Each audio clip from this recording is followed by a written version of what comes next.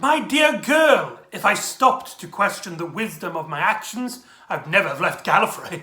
Hello and welcome back to the Doctor Who Marathon. I'm your host McEdam, and today we're going to be talking about parts 5 to 8 of the Trial to the Time Lord storyline, also known as Mindwarp. This story was written by Philip Martin, with the trial segment being written by Eric Saywood, and is directed by Ron Jones. This is the second segment to the Trial of the Time Lord storyline, and really how this came about is that Philip Martin was originally planned to write a story with the return of Syl for season 23, titled Mission to the Unknown, which we've tackled thanks to Big Finish adaptating it for audio format. However, because of the hiatus, that plans were scrapped. However, both Philip Martin and Nabil Shaban, who played Syl, were very eager to get back onto Doctor Who. And so John Nathan Turner allowed them to stick on for the Trial of the Time Lord storyline. And so with this story, we see the return of Syl. Although it is important to note in terms of canonicity that this story does not mention Mission to the Unknown. From this story's point of view, the last time Syl met the Doctor was on Varos, and they mention it. So, for all you canon heads out there, you might be disappointed to learn that. But, yeah, anyway. Like many of the trial segments, you've got to really separate them in two. You've got to set this trial and then you've got the main story. However, unlike the Mysterious Planet, this story actually blends the two elements together very well, as the story actually affects what is happening on the trial, and it's because of the trial are they eager to watch the rest of the story. It's still a bit jarring. It still has those moments where it cuts to the trial seemingly just to remind us that this is part of Trial of the Time Lord.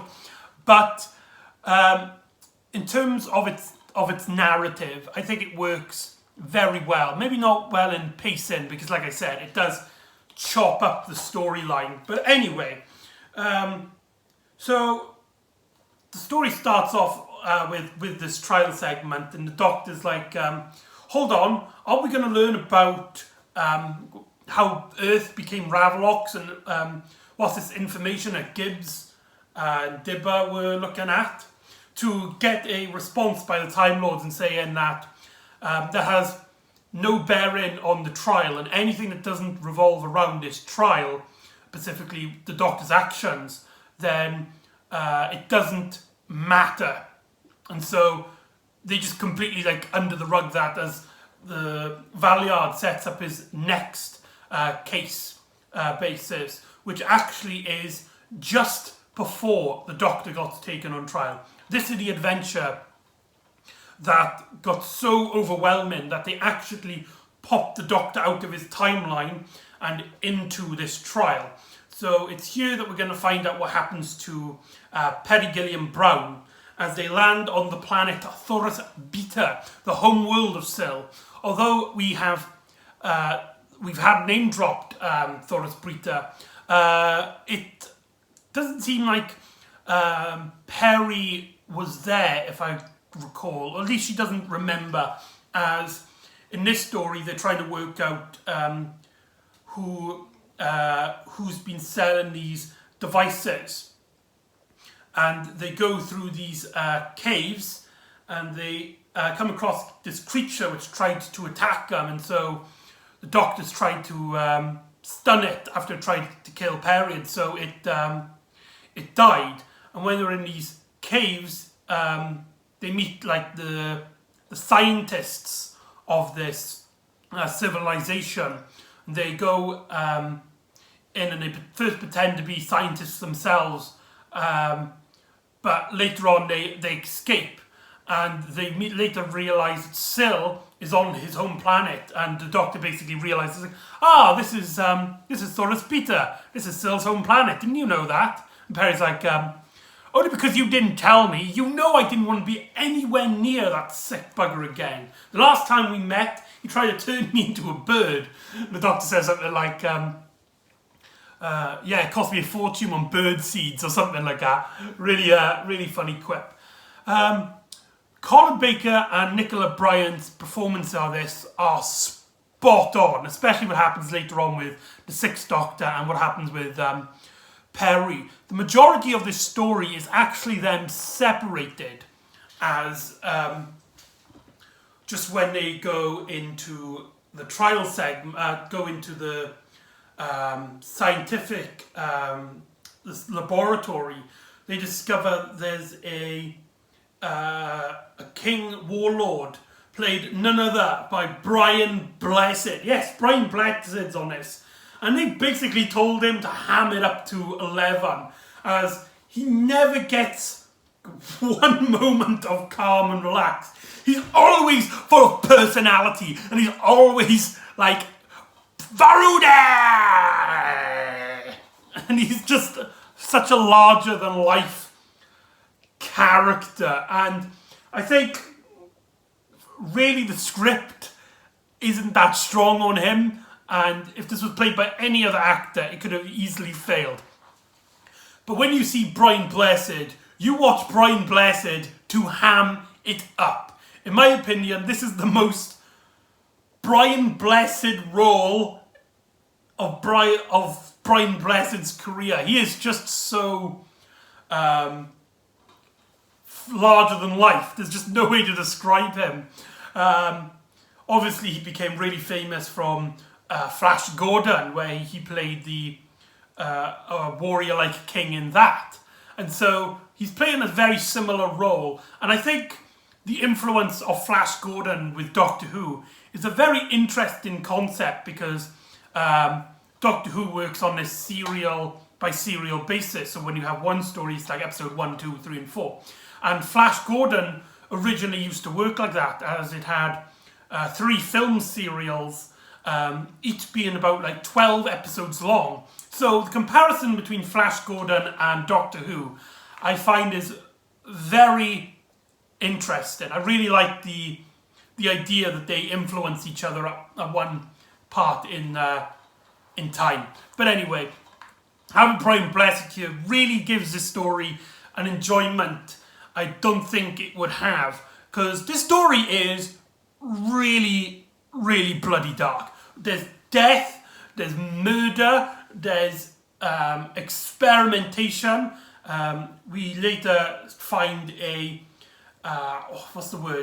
basically a werewolf, a guy who's been augmented into a werewolf. And the first time you see him, he seems to attack Perry and the Doctor, but later he starts like crying and is like, help me, and he looks, the makeup on him makes him look like he's constantly in pain, and it's just a fantastic job of makeup. And there's a great moment where they're basically running away from the authorities, and so Perry's like, we've got to go back. He said for us to help him, we need to go back. But the Doctor's like, we will help him later, but for now, we got to help ourselves. We got to get out of here as quickly as possible. And so that puts a massive dilemma between them in the story. And after they go to the laboratory, Brian Blessed's character breaks free as he destroys a lot of equipment and escapes. But not before our first cliffhanger, showing Syl coming into the room, and his guards put the Doctor on the table. They need to find out on whether the Doctor and Perry attacked the monster first, or if the monster attacked the Doctor and Perry first, because this monster was part of a scientific experiment to see if they can alter brain chemistry so that this creature could be calm. And if it's now aggressive again, it means that its primordial consciousness is coming back, and so they need to find out this information. So Sill's men puts the doctor on the laboratory table and basically torture him using their mind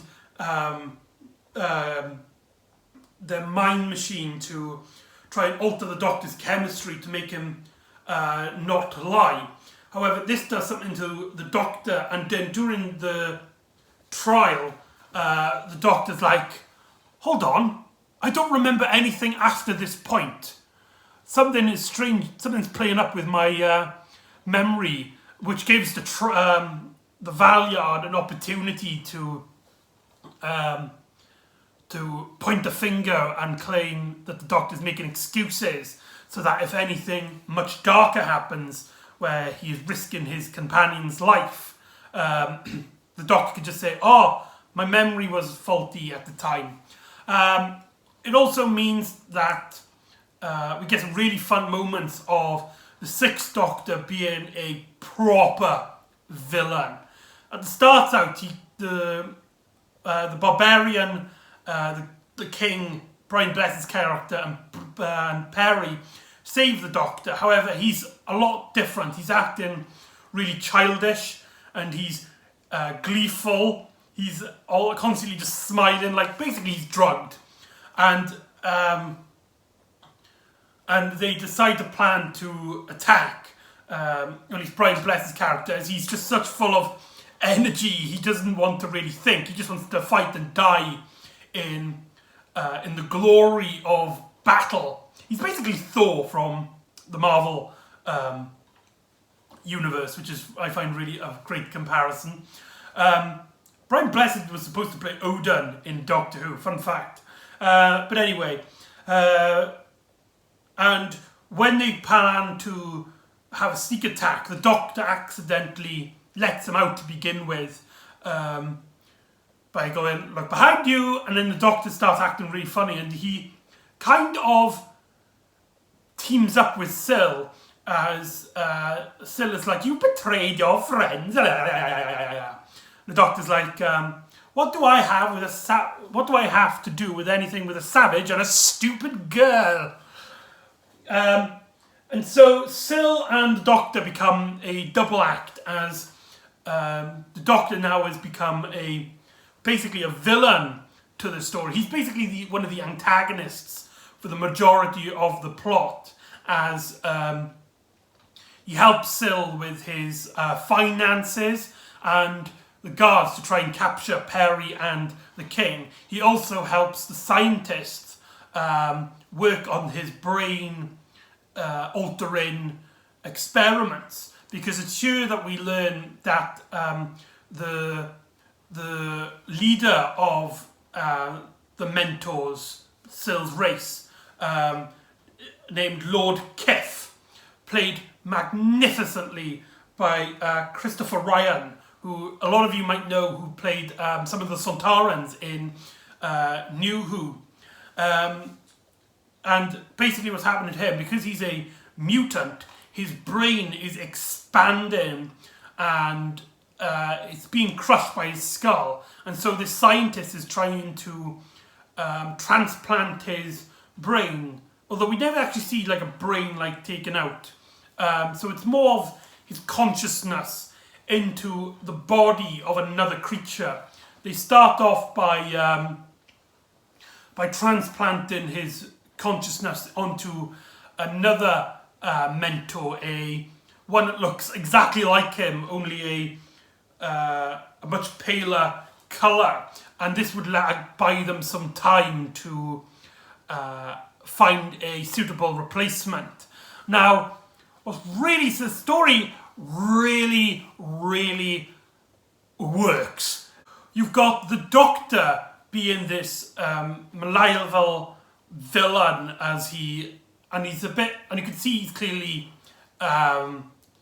controlled by something, although it's also implied during the trial segments that that the facts might be altered, which would play a big part in later stories in the Trial of the Time Lord storyline, as the Doctor doesn't really believe what he's seeing, because he doesn't remember all this, and he would never put Perry in danger. But this is the Doctor in the trial segment, which is basically just in it for himself. The only reason why he's helping Sil is so that he can save himself. And when he learns that Kif plans to put his brain, the scientist plans to put Kif's brain in the Doctor's body, the Doctor comes up with a plan to try and capture Peri and give her to the mentors so that he can please them. And so, whilst, and then we've got Kif and Sil, which are just so much fun villains to be around, despite their silly appearance, and Sil being again another larger than life character. He's basically a comic relief in this storyline, as he makes a lot of quips, a lot of jokes, he puts himself. There's lots of funny situations in which Sil finds himself, but the core of his villainous, the fact that he's just this greedy, conniving little bastard, really emphasizes in this story, and it really shows the dark turmoil of these mentors that really don't care anything apart from profit. We also have this scientist character. I can't remember his name, but he is also a very good performance. He plays it completely straightforward, completely straight-faced. And what this allows us to do, because he spends a lot of time with Sil and Kif, is allow this plot line to take a much more serious turn than it usually would. Because this character, this scientist, is taking this experiment extremely serious, we as a viewing audience take it extremely serious. And to see it affect the Doctor, to see it when he rants out how he's almost perfected it and he can now transplant his brain into any body so that Kif may never die. His conviction really allows you to invest in this storyline. We also have Peri, who gets a lot of screen time in this story, working with Dwarf, the werewolf man who turns out to be one of the warriors of Brian Blessed's King character. And there's some really great moments where Brian Blessed's like, "You must not pretend you're a dog, never be sad, you are a warrior, you must come and fight, keep the anger burning in your soul, and you will take down anyone who did this to you." But there are also some really sad moments, like when Brian Blessed finds Dwarf and is like, really like somber towards him. It's like, he's really sad that one of his closest friends had been turned into this disgusting creature. And so he saves him and Peri, and they go searching for some allies so they can take down the mentors.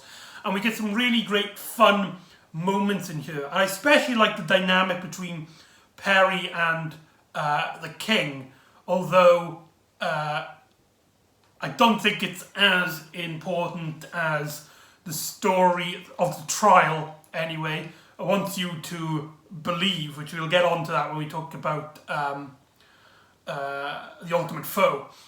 In here, starts off with Peri really not liking the King, because he's just so overwhelming and he seems to just want to shout and die in the glory of battle and stuff like that. But slowly throughout the story they start getting along and liking each other, and Peri does kind of find it amusing of Brian Blessed's character is just such a burst of personality. There's also a really fun bit just when they're starting to like each other, where the King is like to Dwarf, "Oh, stop pesting Peri," and Dwarf is like, he is jealous. And Peri first laughs this off, as if like two boys fighting over her. But then the fight gets really serious as they are at each other's face, and Perry has to stop them and calm each of them down. And Brian Blessed looks genuinely scared at Nicola Bryant in these scenes. I really love them. But like I said, the stories, they start liking each other more and more as Perry learns about their concept of death as Brian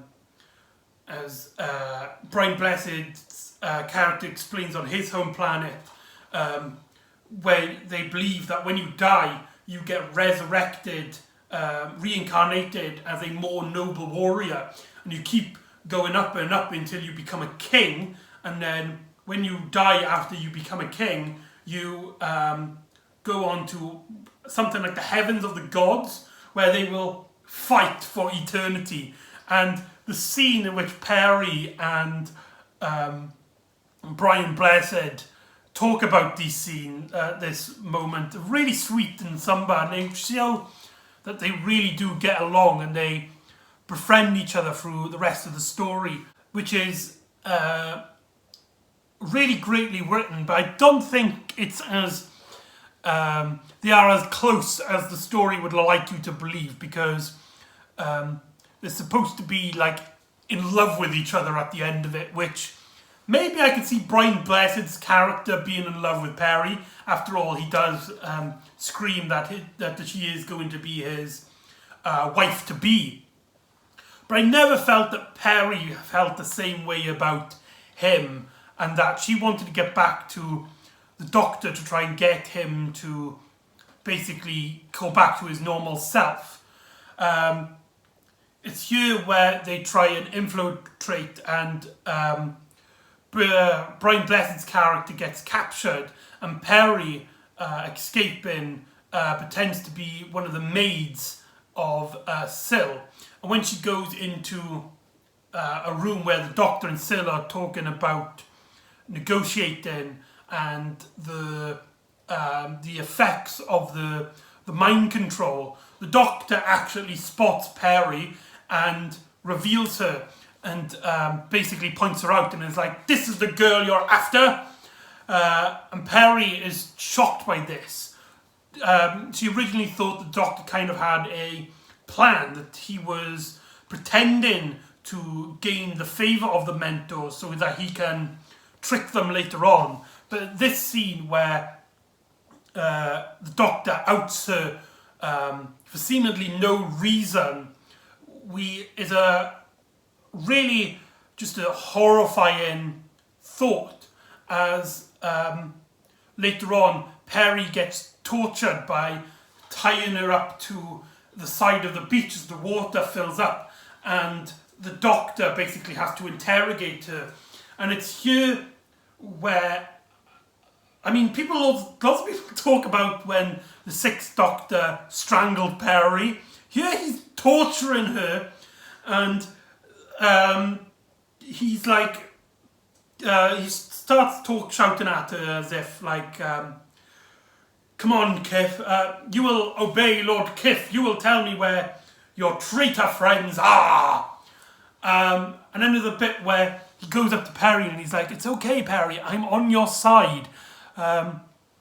Don't worry, I'm your friend. Remember, it's me, the Doctor. Now tell me where the rebel spies are so we can give them to the Mentors and then I can free you." And Perry's just like, "What? Doctor, this does not sound like you." And the Doctor basically is like, "If I don't, they plan to put Lord Kif's brain into my body.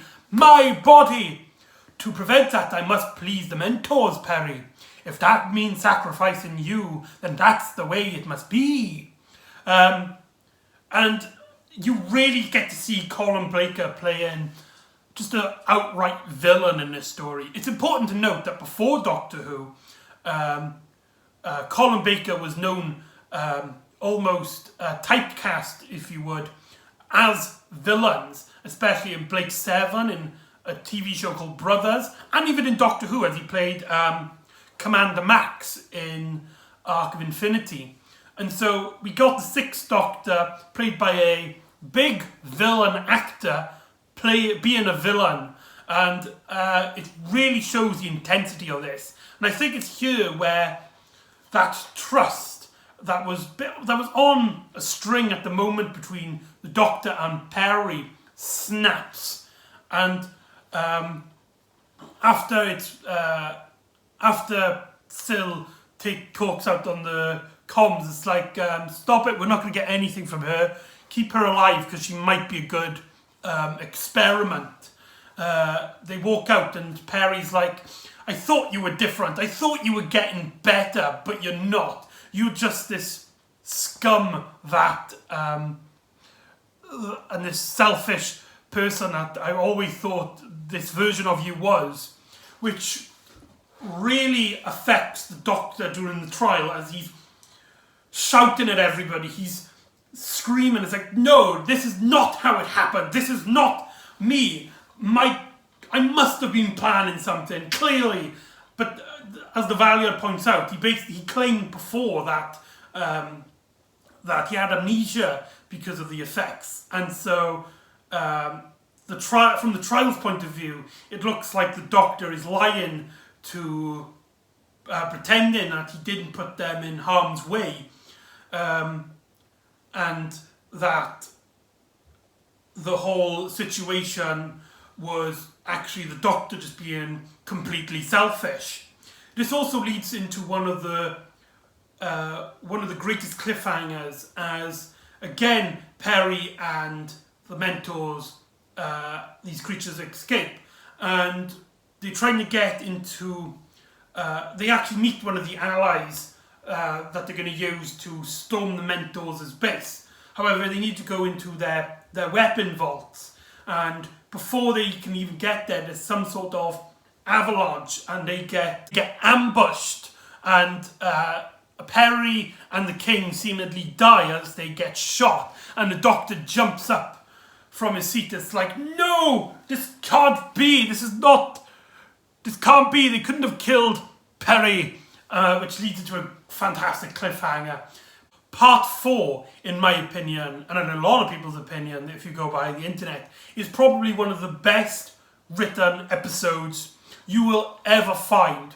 I mean, it starts off with basically revealing that Perry and those characters were mainly stunned, and the Doctor, you can see it in the Doctor in the trial, is like taking deep breaths as his heart was racing for worrying about Perry because he doesn't remember these events.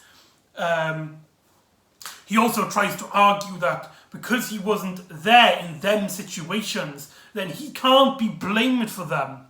However, as the Valiant rightfully points out, it's the fact that they were there in this situation that the Doctor basically put them in this situation where they could have been easily killed, and that the Doctor doesn't really seem to be interested. In fact, the Valiant even points out that using the Matrix, he's calculated that the Doctor's companions have been put their lives in danger more times than the Doctor. The Doctor tries to argue that there have been more companions than there are of him, and the Valiant is like, that's an excuse, Doctor. You've put people in harm's way for your terms of justice. And the Doctor basically kind of digs himself into the hole as he is trying to justify it by saying that there's no other way. He had to put them in harm's way. He had to put them in a very vulnerable situation because it's a massive risk that he needs to take to save the world.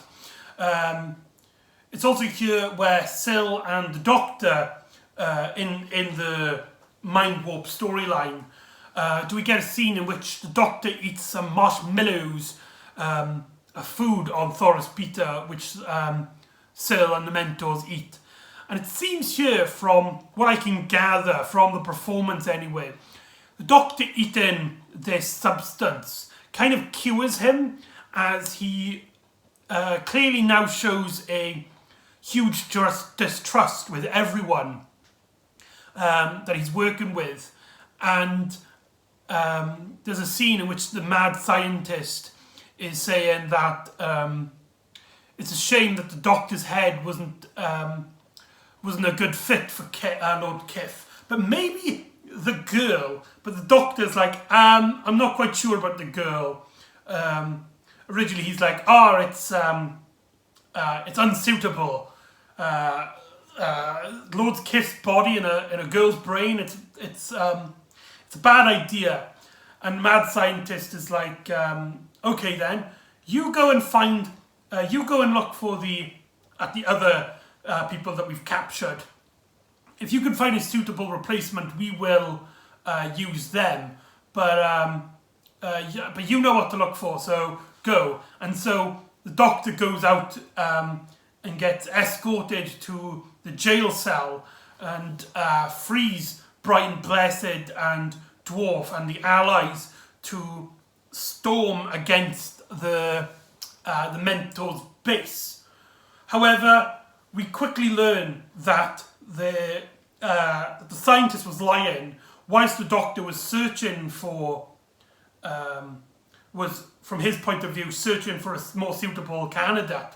This scientist actually had Perry escorted to him and found out that her brain was perfect. And from Perry's point of view, she knew that she believes that the Doctor is just purely evil and put her in this situation.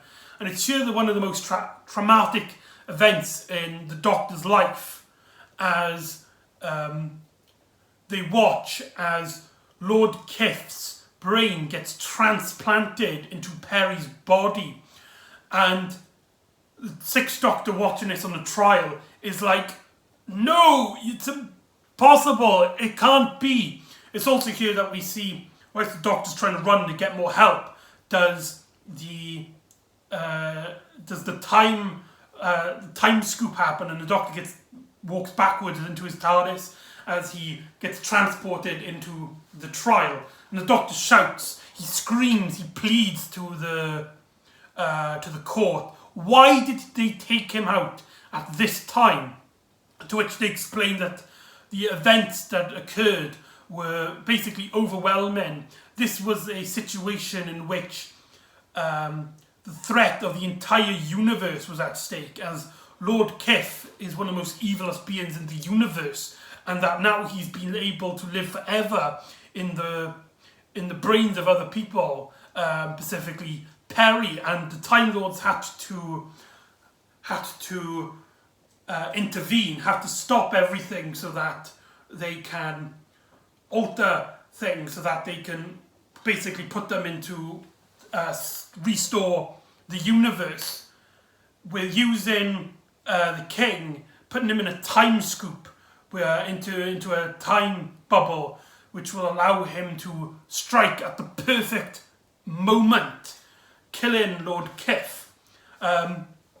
In probably one of the most scariest scenes, as originally like Brian Blessed starts slowing down, but then when time starts picking up, he attacks the guards, goes in through the door, shoots Syl's chair, just missing him, and then suddenly sitting up is Perry, now bald and speaking with a very masculine voice. It's like, protect me! Protect me! Brian Blessed's character, who kind of took a massive liking to her, is shocked, is stunned, is appalled by this, as he points the gun to Perry, screams no, and fires!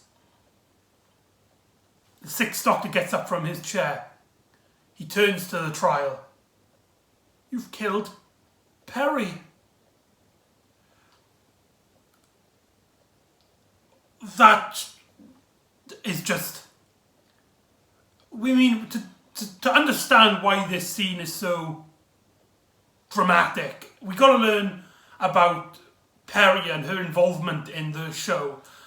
She started off in 2 episodes of the Fifth Doctor era, where she met a very nice, likeable doctor. A doctor who risked everything, who sacrificed himself for Perry, and he basically died in a sense, to rescue Perry, and was brought back as this Sixth Doctor who, due to maybe the regeneration going wrong, or maybe just an aspect of this regeneration, suffers from some sort of personality disorder in which he is grouchy, he's melodramatic, he thinks more about himself than others. But throughout his era up to this point, he was trying to get better. He was trying to be a good man. This is a Doctor which is, he has this evil, dark personality inside of him, but he represses that for the greater good.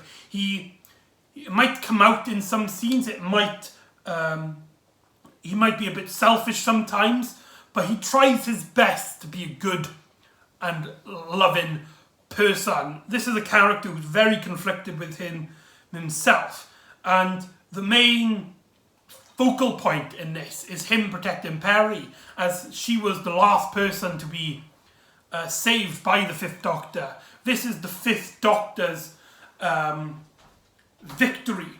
However, in this story, we have a situation where the Doctor's put on trial for his actions, and he's trying to justify himself. He's trying to say, no, despite my darker thoughts, I am a good man. I will not put these people in peril. I will not be selfish. And so in this story, we see the Perry getting stuck in a situation where she is tortured, she's manipulated, she's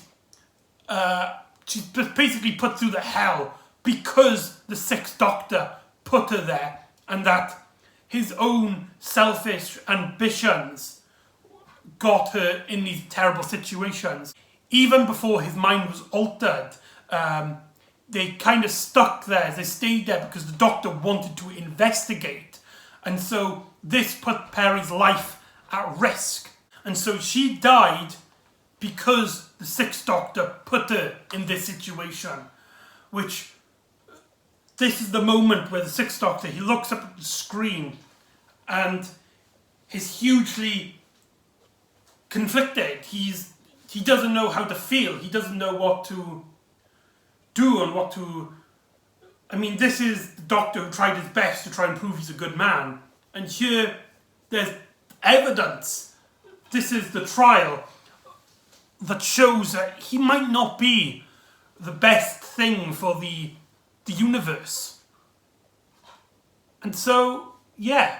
I mean, at the start of the story, we get a small little scene in which the Sixth Doctor, Perry tells the Sixth Doctor, can we go, let somebody else sort this? And the Doctor's like, who else would it be? Who else could save the day?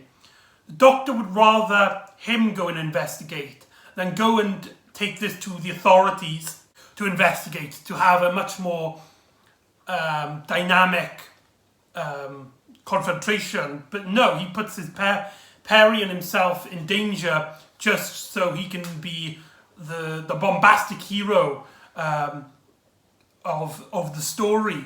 And yeah, so this story kind of puts the whole Doctor Who into question, really. And so the story ends with the Sixth Doctor claiming that something else is going on. He was taken out of time specifically on that point for a reason. Somebody wants his life on the line, and he intends to find out. So there you go, that's Mindwarp. Overall, it is a really great story. The trial segments work very well. The storyline of this dark, this world that just like doesn't really... Anybody who is sweet and innocent dies by the end of it. It's just a very horrible, disgusting world where the most bright-hearted of people get sacrificed for seemingly no reason, and really puts the Doctor's character into question. Another thing I haven't talked about is Ron Jones' directing. My God, this story looks gorgeous. From the outside, which was now using a special effect called the paint box, which allowed scenes in which they look out to the sea to be pink and the sky to be this luxurious purplish green colour, and they have a planet in the foreground, in the background, with half of it like balancing it out onto the horizon, to the inside of the caves, where we get this really gorgeous dark looking sets, which really emphasizes the whole idea of this story, to the laboratory, which is nicely bright and shows that all the emphasis is basically put on to this one little thing to keep Kif's mind alive.